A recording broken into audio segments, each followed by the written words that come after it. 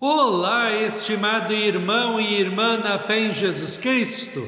Nós iniciamos este momento devocional em nome de Deus Pai, Filho e Espírito Santo. Amém. Façamos oração. Ó gracioso Deus, nós te louvamos porque o Senhor é um Deus maravilhoso e um Pai amoroso. Te louvamos pelas infinitas bênçãos derramadas sobre nós e nossas famílias.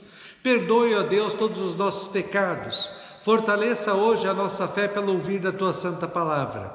Isso te pedimos e agradecemos em nome de Jesus Cristo, Teu Filho, nosso Senhor e Salvador. Amém. Que a graça, a paz e o amor daquele que veio, daquele que vem e daquele que virá em glória, Jesus Cristo, nosso Senhor e Salvador, permaneça hoje para sempre com todos vocês. Amém. Queremos meditar nas palavras do apóstolo Paulo, registradas em 1 Coríntios, capítulo 5, versículos 1 a 5, que diz assim: Agora estão dizendo que há entre vocês uma imoralidade sexual tão grande que nem mesmo os pagãos seriam capazes de praticar. Fiquei sabendo que certo homem está tendo relações com a própria madrasta. Como é que vocês podem estar tão orgulhosos? Pelo contrário, vocês deviam ficar muito tristes e expulsar do meio de vocês quem está fazendo uma coisa dessas. Quanto a mim, ainda que não esteja presente aí pessoalmente, estou com vocês em espírito e agindo como se eu estivesse aí, já julguei pela autoridade do nosso Senhor Jesus o homem que está fazendo essa coisa terrível. Quando vocês se reunirem, estarei com vocês em espírito. Então, pelo poder do nosso Senhor Jesus, que estará presente conosco, entreguem esse homem a Satanás, para que o seu corpo seja destruído, mas o seu espírito seja salvo no dia do Senhor. Que Deus abençoe as palavras em nossos corações. Amém. Estimado irmão e irmã, quando Deus criou o ser humano, colocou em seu coração o que é certo e o que é errado. Deus disse assim em Gênesis 2,17: Você pode comer as frutas de qualquer árvore do jardim, menos da árvore que dá conhecimento do bem e do mal. Não coma a fruta dessa árvore, pois no dia em que você a comer, certamente morrerá. Deus criou o ser humano livre, tão livre que ele poderia ouvir a voz de Deus, fazer o certo e viver eternamente em felicidade, ou desobedecer a Deus e trazer desgraça e morte sobre ele e sobre a criação, como Deus disse. O ser humano resolveu escolher o mal, o pecado, desobedecer a Deus e colheu somente sofrimento, desgraça e morte. Deus então deu a sua lei para o ser humano, os 10 mandamentos. Essa lei tem o objetivo de colocar ordem no mundo, impedir que a maldade tome conta do mundo e trazer segurança e felicidade ao ser humano. Mas o ser humano teimosamente insiste em fazer o errado, o mal, e sempre colhe desgraça, sofrimento e morte. O apóstolo Paulo escreve aos cristãos de Corinto e não esconde os vários problemas de fé e de vida cristã que existiam lá. Ele fala no texto de hoje dos vários pecados sexuais que estavam acontecendo naquela igreja. Os cristãos de lá estavam vivenciando os piores pecados sexuais que, segundo Paulo, nem os não cristãos faziam. Um deles era um dos membros daquela igreja estar tendo um relacionamento com a sua madrasta. Paulo diz que a igreja não poderia aceitar isso e deveriam tirar essa pessoa do seu meio. Aí nós vemos a diferença entre um cristão e um não cristão. O cristão peca, como todo mundo peca, porque dentro do ser humano existe uma natureza corrompida pelo pecado, como diz Romanos 3, 10 a 12. Não há uma só pessoa que faça o que é certo, não há ninguém que tenha juízo, não há ninguém que adore a Deus. Todos se desviaram do caminho certo, todos se perderam. Não há mais ninguém que faça o bem, não há ninguém mesmo. O cristão também tem essa natureza pecaminosa, mas o que diferencia o cristão das outras pessoas é que ele tenta diariamente lutar contra as tentações e o pecado. Ele tenta ao máximo fazer a vontade de Deus em sua vida, e quando ele comete pecado, volta para Deus arrependido, pede perdão por Jesus Cristo e têm o desejo de viver uma vida santa, bonita e agradável a Deus. Os não cristãos pecam e não estão nem aí para nada.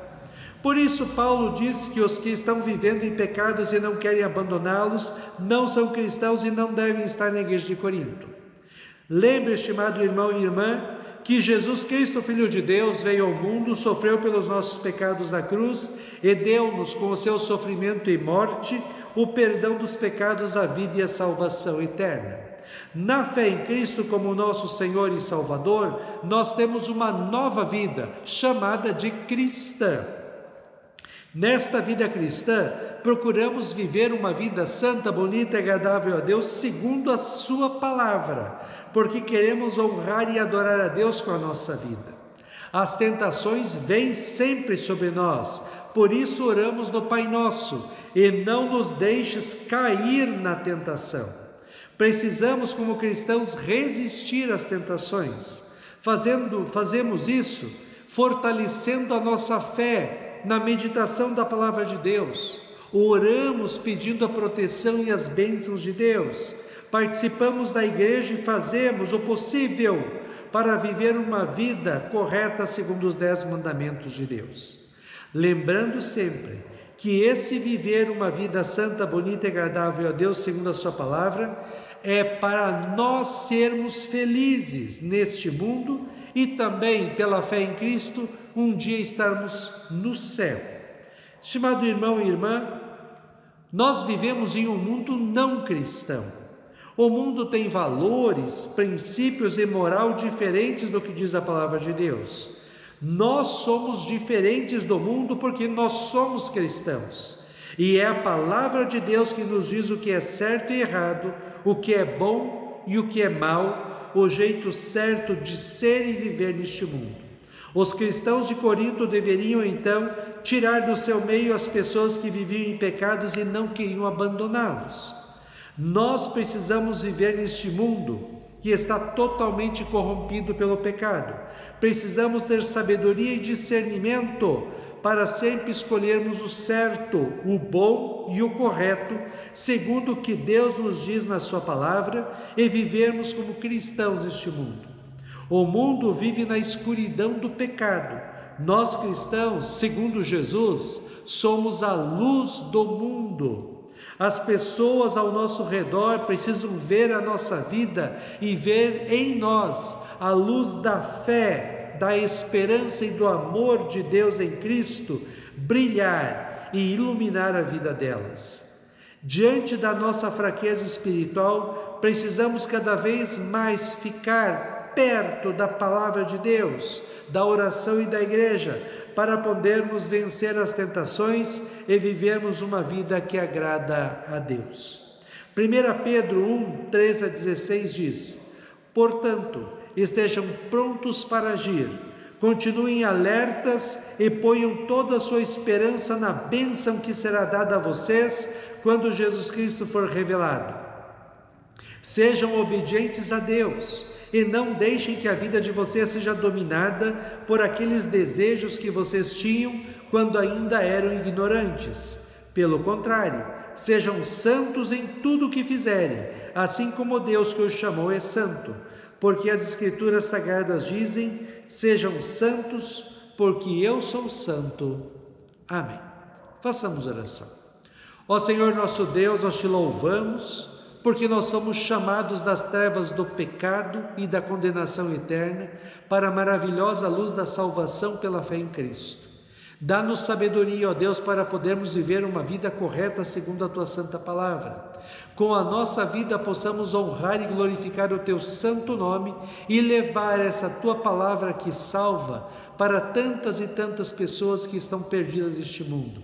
Que a luz da fé, da esperança e do amor brilhe em nossos corações e em nossas vidas e atinjam as pessoas que nos rodeiam. Ó Deus, fica conosco neste dia, cuida de nós e dá-nos sabedoria. Isso te pedimos e agradecemos em nome de Jesus. Amém. Receba a bênção do Senhor. O Senhor te abençoe e te guarde. O Senhor faça resplandecer o seu rosto sobre ti e tenha misericórdia de ti. O Senhor sobre ti levante o seu rosto e te dê a paz. Amém.